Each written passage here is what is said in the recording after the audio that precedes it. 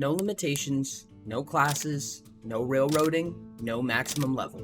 The entire world is at your fingertips. You are exactly what you've always wanted to be. From blueprinting your own weapons between quests, designing them exactly to your specifications, to filling out your spellbook with spells you've constructed and mastered over the many months to pass. Whether you want to be the hero of your story, the villain of another's, fighting orcs on the ground, or fighting galactic armies in space, in this game, you can truly be anything. Be anybody. Welcome to Utopia, where you can be everything. Utopia is a tabletop RPG focusing heavily on accessibility and high customization. Being able to customize your character feature by feature, coming up with your own items and spells on the fly, truly making this world yours. This game was a Kickstarter campaign with a $5,000 goal, ending its run at over $80,000. Kickstarter copies have just been shipped out, and Utopia is now available to the public, and I'm here to explain how it works. Examples of tabletop RPGs, in case you haven't heard of the term TTRPG before, are Dungeons & Dragons, Daggerheart, Blades in the Dark, and GURPS. Just like those games, the whole of Utopia is found within a single core guide. You whip out a character sheet, perhaps a gridded map, some figurines if you feel like it, your favorite set of math rocks, and go to town in whatever setting you could imagine. You are able to play this game with only a core guide and some dice, real or virtual. There are several accessories you can use, such as grids, minifigures, character journals, cards, and plenty of other things. But important pieces are the book, your dice, your character sheet, and you. By the end of this video, you'll know how to make a character, how the game works, the unique action economy and playstyle of Utopia, and how to set up your first session. Whether you've played plenty of tabletop RPGs before, or this is your first TTRPG you've ever picked up, this guide will walk you through your first game of Utopia. So let's dive in, adventurer. There's much to do. If you're interested in following along during this video, there are two ways that you can get Utopia. In the description, you'll find a link to the Mirrormyth website. You can download the prototype version of Utopia for free. All of the rules, including some errata and patches in the very back, are quick to download and consume. On top of that, on that same website, as of today, you can purchase a digital version or physical copy of Utopia TTRPG's final release, chock full of real art, no patches or errata, and a shiny, holographic cover. All of the links you'll ever need are in the description below. We'll be starting on page 10. The first thing we'll need to do is get you set up with a shiny new character. The Mirrormyth website has a free character sheet which can be edited online or printed out. The most vital decision to make for your character is a species, and we'll have a decent handful to choose from. There are custom species in Utopia if you'd like to come in and design your own, but we'll be picking from the main bunch to start out with: human, automaton, dwarf, cyborg, oxtis, elf, and cambion. A quick summary of each of these in less than 1 minute. Humans are humans. They're the most versatile, jack of all trades, master of none. In Utopian lore, they're quite rare and subject to enslavement for much of their history, but that's only assuming you're using the optional in-game world rather than a personal setting. Automatons are any form of construct. These may be golems, androids, even the undead. They don't need to breathe, sleep, eat, and they never get tired. They do struggle to regain energy naturally, relying more on manually consuming energy while also being the sturdiest species in the game. Dwarves are specialized and probably some of the easiest to pick up on first reel. They're broken into iron dwarves, natural mages and spellcasters, and copper dwarves, tinkers and innovators. Funny enough, the two subspecies often socially clash with each other due to not seeing eye to eye on magic versus technology. Cyborgs are humanoids augmented with artificial parts enough that they can no longer survive without their augmentations. Not all cyborgs are necessarily high-tech. Their augmentations can be magical in nature, but that's much less common generally. Cyborgs are found as biotech, aka becoming a cyborg in order to survive, and cybertech, augmenting for the sake of power or luxury. In the world of Utopia, if you choose to adapt its setting, elves are a high-reigning force and have been since the beginning. They're very hard focused on their various social stats, and that's what they use to talk and what they use in their specializations. For instance, solar elves use their appeal in place of their strength, lunar elves use their stunt and acrobatics in place of their dexterity, and twilight elves use language and communication to cast spells. And of course, cambions are half-human, half-celestial entity, angelic, demonic, and eldritch. In Utopia, these poor creatures are born of two humans, and in many cases are treated as if they are a sign of some greater power. Their very birth is a sign of good omen at best, or a sign of the end times at worst. They're often treated in respect to their physical features more than their character due to religious connotation. You don't have to design your character exactly as I do, but I'll be moving forward with a brazen oxtis, the second subspecies of oxtis. On page 31 and 32, we learn that oxti are plant-like creatures akin to aliens, though their history is pretty heavily debated. Each one uses spores in some various way. Regal oxti are more flower-like, charming, and lulling, their spores acting as natural aphrodisiacs of sorts. Astute oxti are the multi-headed shroom oxti that use their spores to collect information and comprehend. Brazen oxti, the tree-like oxti that we'll be playing, are the largest of them, emitting spores that act like intimidation agents. An unfortunate fate for a natural pacifist, which brazen oxti often are. Since we know what species we're playing with, we can scribe that right here in the top right of our character sheet. Our species will give us a bunch of starting stats, which we can find at the bottom of page 36. 2d4 block rating and 2d12 dodge rating. These are not rolled when you write them in. Your block and dodge rating are each a set of dice that you'll roll as a reaction when the time comes. If you've never heard of a term like 2d4 or 2d12, they're super easy.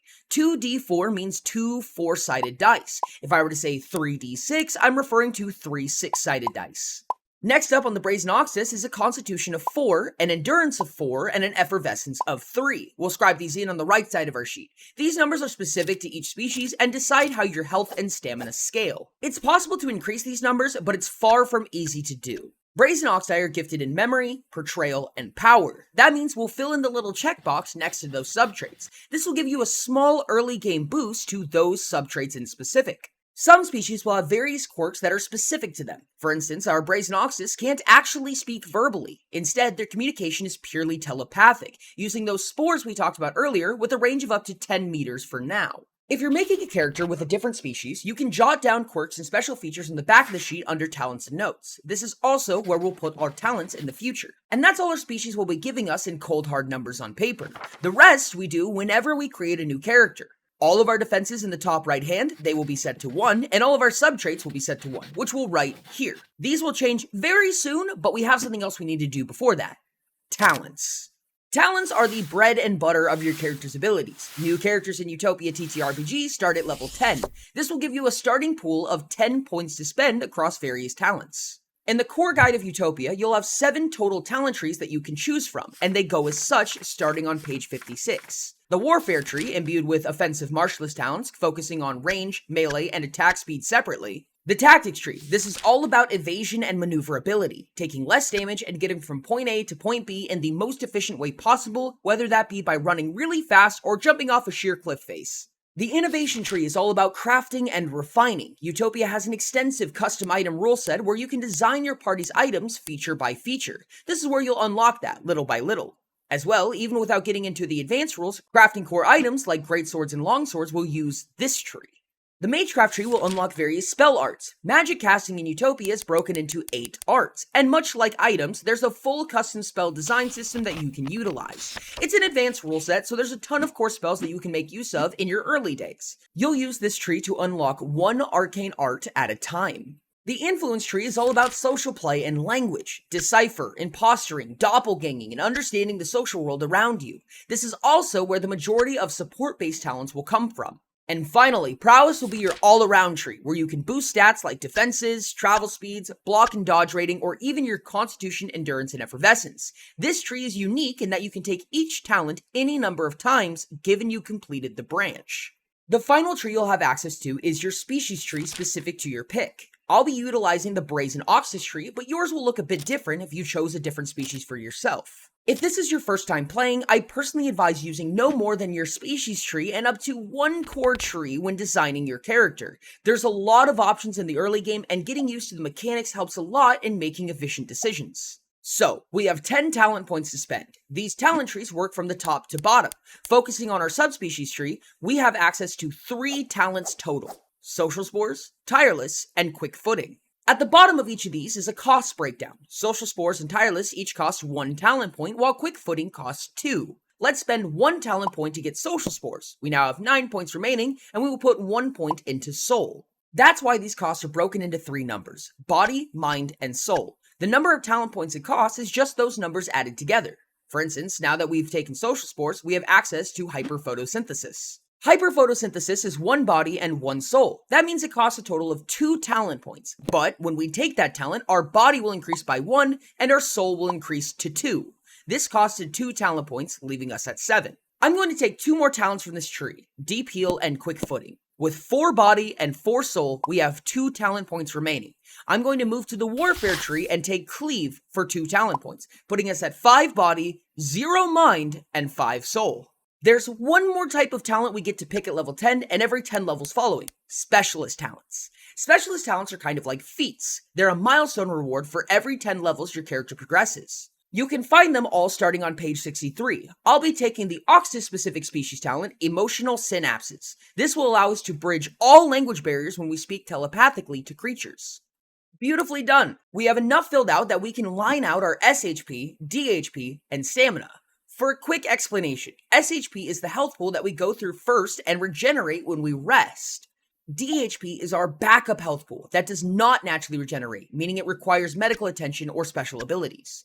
SHP stands for Surface Health Points, and DHP stands for Deep Health Points. Stamina is a resource that we can regain at a rate of up to 1 per second using the Deep Breath action, meaning it's virtually free outside of combat. Stamina is used for special abilities such as combat abilities or spell casting. We don't have a ton of need for stamina with our current build, but in higher levels it'll have some guaranteed uses. Your maximum SHP is calculated as such: body times constitution plus level. Our body score is 5 due to the talents that we chose, and our constitution is 4 since we're an Oxus. 5 times 4 is 20, and we'll add our total level, which is 10, for a maximum SHP of 30. Stamina is similar, but it'll use our mind score times endurance plus level. Our mind score is 0, so even though we have an endurance of 4 due to being an Oxus, our max stamina is just equal to our level. Since 4 times 0 is 0, we have a maximum stamina of 10. Finally, our DHP will be soul times effervescence plus level. That'll be 5 times 3, 15, plus 10, for a total of 25 maximum DHP. That means that we have 10 stamina and a total health pool of 55, heavier on surface health. This is a very strong combat build starting out. The last thing we'll need to do is jot down our subtraits. We have 15 total points to spend, 1 point increasing that score by 1. For instance, I can spend 1 subtrait point to increase my power from 1 to 2. However, there's a few limitations. The first 4 subtraits, speed, dexterity, power, and fortitude, cannot be increased higher than our character's body score of 5. This means I can only put up to 4 points into fortitude, for instance, since it starts at 1. The next 4 subtraits, engineering, memory, resolve, and awareness, can't be increased past our mind score. This one is interesting, since our mind score is 0. Luckily, a subtrait can't go below 1, so they'll just be stuck at 1. The final 4 subtraits, portrayal, stunt, appeal, and language, will be capped out by our soul score of 5. For this character in specific, that'll be the same limitation as our body score, but your personal character will likely vary. There's one exception to this. If you're gifted in a subtrait, the maximum is doubled. So since we're gifted in power and portrayal, we could actually increase them to up to 10 if we wanted to, double our body's/soul score. We're also gifted in memory as a Brazen Oxus, but double 0 is still 0, so no help there. I'll throw some points around for this character, and when we're all done, our subtraits should add together to a total of 27. This is the 15 subtrait points we got to spend, plus each of the 12 subtraits starting at 1. If you took a specialist talent like Iron Gripped or the practice talent from Prowess, you'll likely be slightly above this amount since they each increase your subtraits. These subtraits will decide how good you are at taking on various tasks. For instance, if you were to attempt to make a precarious jump from building to building, I may ask you to make a stunt test. The higher your stunt score is, the more likely you are to succeed in that task. If you were trying to pickpocket somebody, I may ask you to make a dexterity test. In some cases, I'd even have the other creature roll, say an awareness test, against you. The higher roll wins. But in order to actually make these rolls, we need to know what your modifiers are. Right next to each subtrait is still a blank box. What we just filled in are subtrait scores, and now we'll need the modifiers. Modifiers in Utopia are very easy. It's the score minus 4. So if you have a power score of 5, you have a power modifier of +1. If you have a dexterity score of 1, you have a dexterity modifier of -3. You can fill these out for each subtrait. Scores and modifiers are each used for different purposes throughout the game.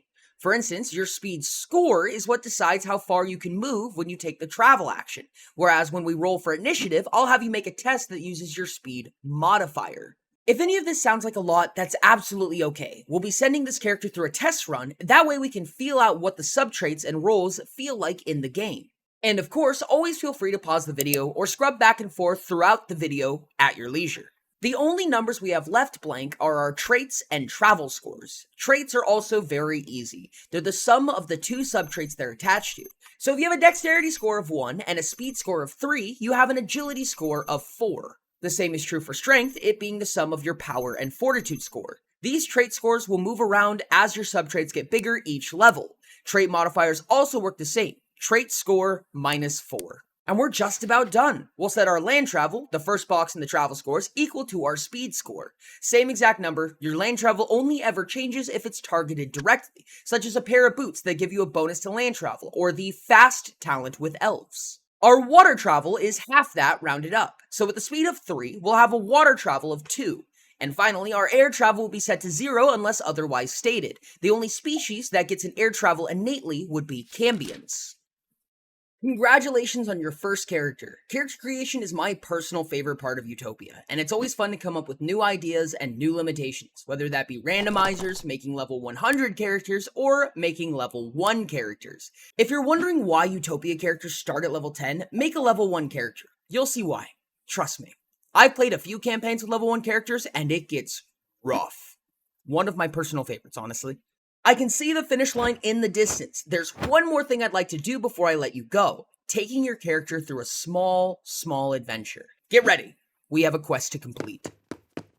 Generically, Utopia characters will start with a number of silver pieces equal to their level squared, and they can spend those silver pieces on gear before the game starts. At level 10, you'd start with 100 silver pieces. However, I am mean, and you won't be starting with that at all. Instead, you'll have a set of garments and a maul, each with the following stats. Garments take up your chest slot while equipped, and offer you 2 physical defense and 1 additional energy, heat, and chill defense. This will make you take a bit less damage when getting attacked or harmed. The maul is a 2-handed weapon that deals 3d12 physical damage with 3 turn actions. On your turn, you get 6 total turn actions, so that means it takes half your turn to swing with it, but it does quite a decent amount of damage in comparison to others. Suffice to say, our Brazen Oxtus isn't equipped with much, just the clothes on their back and the equivalent of a combat 2x4.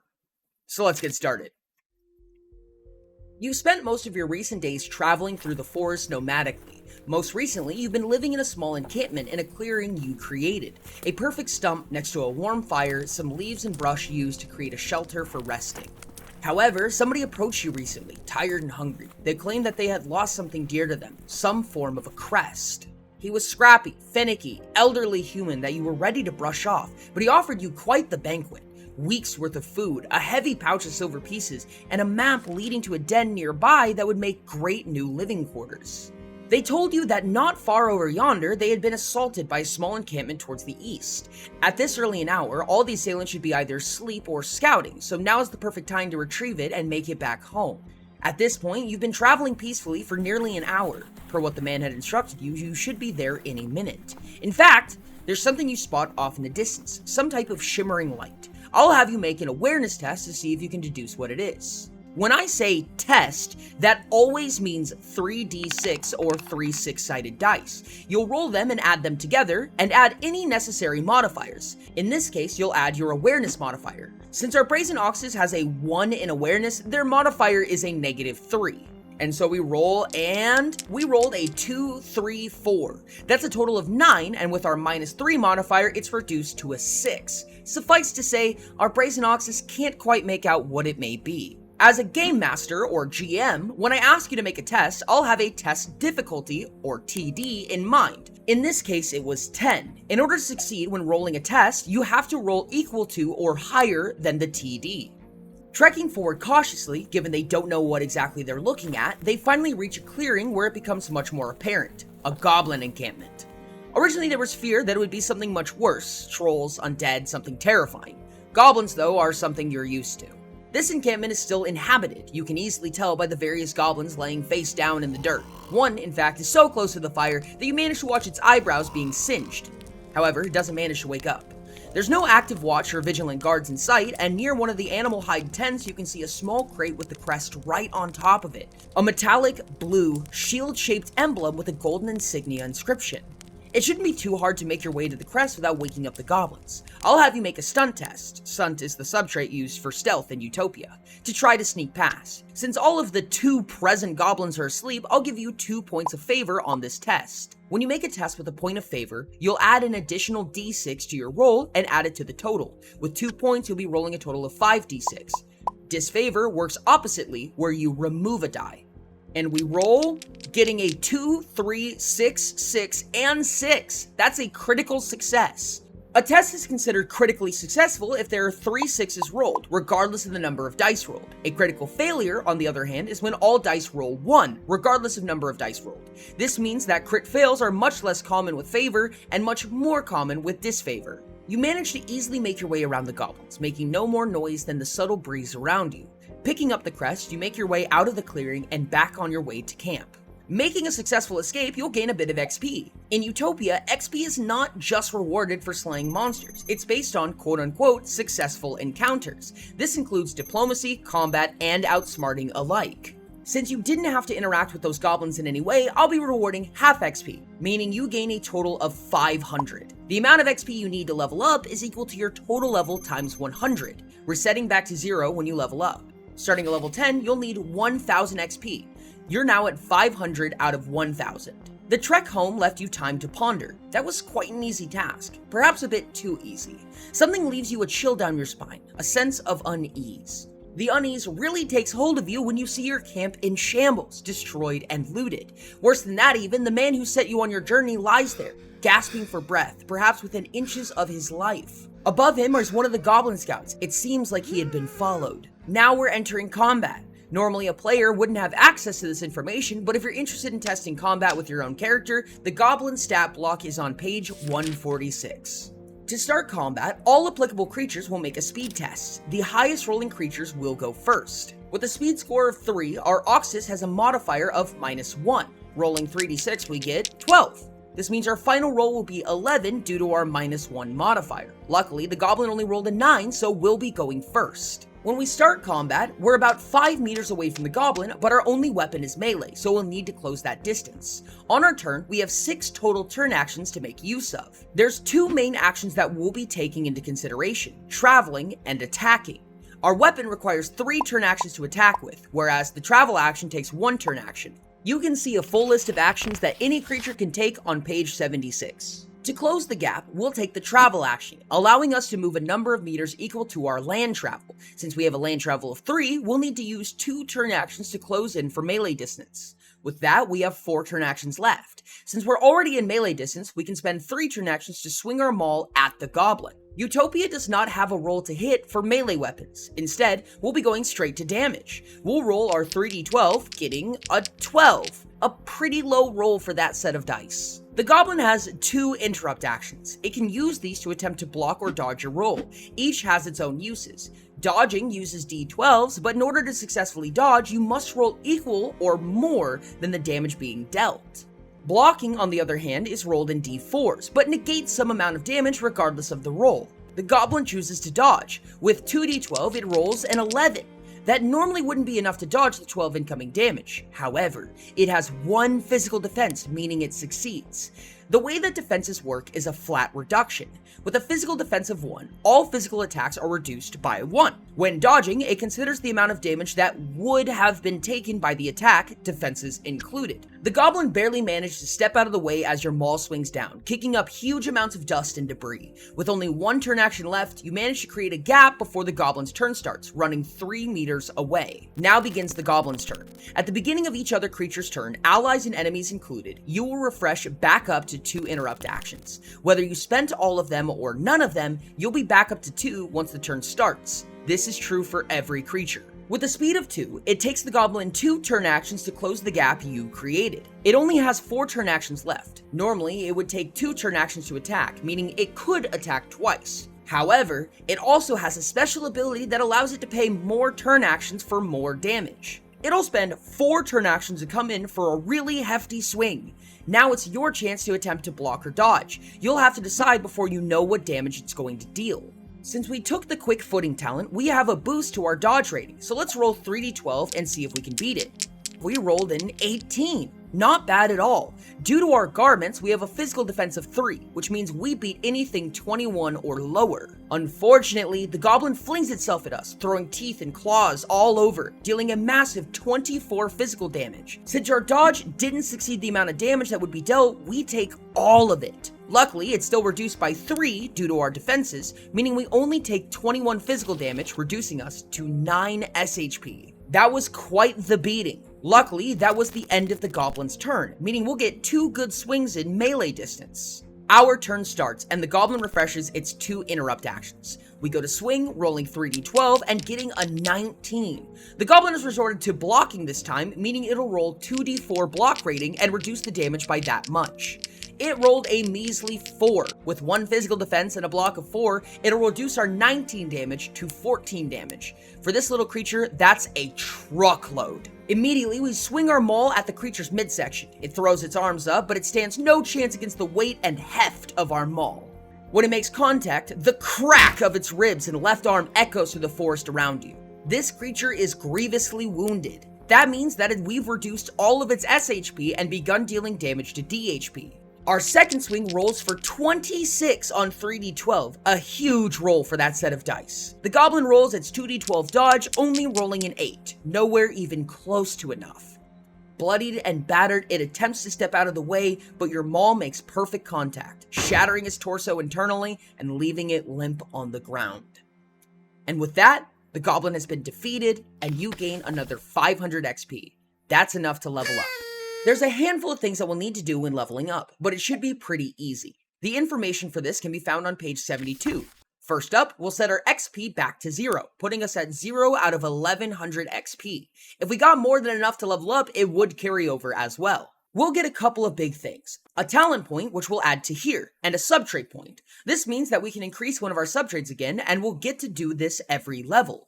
Our subtraits always observe their maximums, so the first 4 subtraits still can't go above our body score, the next 4 subtraits can't go past our mind score, and the final 4 subtraits can't go beyond their soul score, barring gifted subtraits. However, before we spend those subtraits points, we can get a talent to increase our body, mind, and soul. For instance, since our mind score is pretty low, we could spend our 1 talent point to take the Tinkerer talent from the innovation tree, giving us 1 mind. If we weren't worried about our low mind score, we could take Sprint, allowing us to move a bit faster, utilizing both our body and soul, which are both already quite high. Our SHP, DHP, and Stamina will each increase by at least 1, since each of them are calculated adding your total level, which is now 11. When you take a talent, your body, mind, and or soul score will also increase, meaning that one of those stats maximums will increase as well. These will often move around dynamically each level. You can always recalculate it as necessary. Surface health, or SHP, is equal to body times constitution plus level. Stamina is equal to mind times endurance plus level, and deep health, DHP, is equal to soul times effervescence plus level. Truthfully, the choice is all yours. You can take a talent or use that subtrait point whenever you like. It's completely free, no turn actions or anything, which means it can be utilized mid-combat or in a time-sensitive situation. These features should allow you to create a dynamic character over time that gains abilities and functions as they explore and journey, rather than deciding it all at the beginning. And so, our first character is complete. Our Oxus can watch over this old scrappy man while he rests, and we can collect our rewards as promised. Done and done. And that's the introduction to Utopia TTRPG. There's a lot more that goes into this game, including custom items that you can design and blueprint feature by feature, and a similar system for spells that you can design seconds before you cast them. Custom species, customizable creatures for GMs, and tons more. In fact, I think a video for beginning game masters is a wonderful idea, and I plan to make a video on that soon. If you're interested in that, consider subscribing to the channel or seeing what other videos are out now. If you don't own Utopia and would like to, there's a ton of links below. On mirrormyth.com, under the Utopia tab, you will be able to find the free prototype version, the fully finalized digital version, and a place to order the physical copy even. This game has been an absolute dream to produce, and I can't even begin to explain how happy and excited I am to have this book on shelves and in the hands of so many people. I'm always ready for feedback, so if you ever have questions, are looking for a virtual group to play with, or want to get a hold of myself, please consider joining the Discord, links below. I love to hear your guys' crazy stories and campaigns, as well as item ideas, spell ideas, funny creatures, crazy species, and more. You're amazing. I really do hope you love my game, and I'm really excited to see you again. And of course, thanks.